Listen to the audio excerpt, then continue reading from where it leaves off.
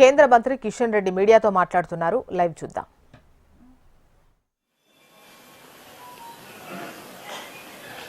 మీ ద్వారా ప్రజలకు తెలియజేయాలని చెప్పి పార్టీ ఆదేశించింది.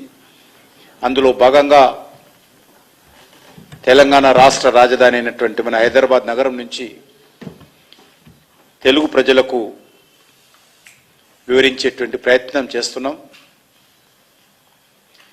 ఎందుకంటే ఒక తప్పుడు ప్రచారం, మేమేదో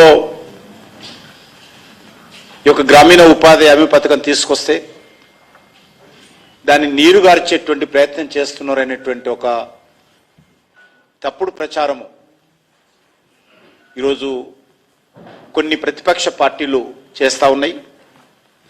కాబట్టి వాళ్ళు చేస్తున్నటువంటి తప్పుడు ప్రచారాన్ని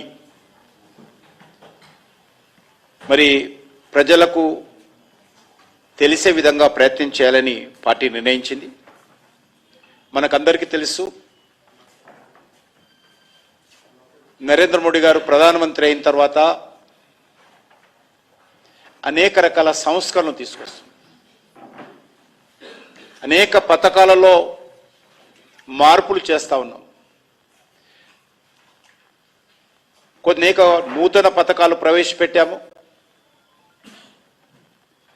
ఇప్పటికే అమల్లో ఉన్నటువంటి అనేక పాత పథకాల్లో వచ్చినటువంటి అనుభవాలు, వచ్చినటువంటి ఫలితాలు, వాటన్నిటిని కూడా జాగ్రత్తగా పరిశీలించి ప్రజలకు దేశానికి ఉపయోగపడేటువంటి అనేక మార్పులు తీసుకురావడం జరిగింది.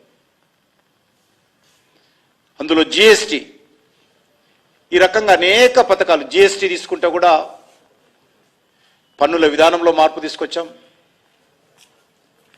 బడ్జెట్ ప్రవేశపెట్టడంలో మార్పులు తీసుకొచ్చాం, గ్రామీణ ఆర్థిక వ్యవస్థ మెరుగుపరచడం కోసం మార్పులు తీసుకొచ్చాం. కాబట్టి ఒక నిరంతరమైనటువంటి ప్రక్రియలో భాగంగా గ్రామీణ ఉపాధి హామీ పథకం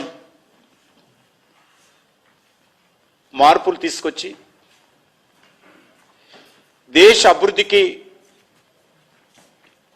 పేద ప్రజలకు మేలు చేరేటువంటి కార్యక్రమం చేపట్టడం జరిగింది. అందులో భాగంగానే గత పార్లమెంటు శీతాకాల సమావేశాలలో ఈ బిల్లును ప్రవేశపెట్టడం జరిగింది. ముఖ్యంగా ఈ మార్పులతో పాటు ఈ పథకంలో టెక్నాలజీ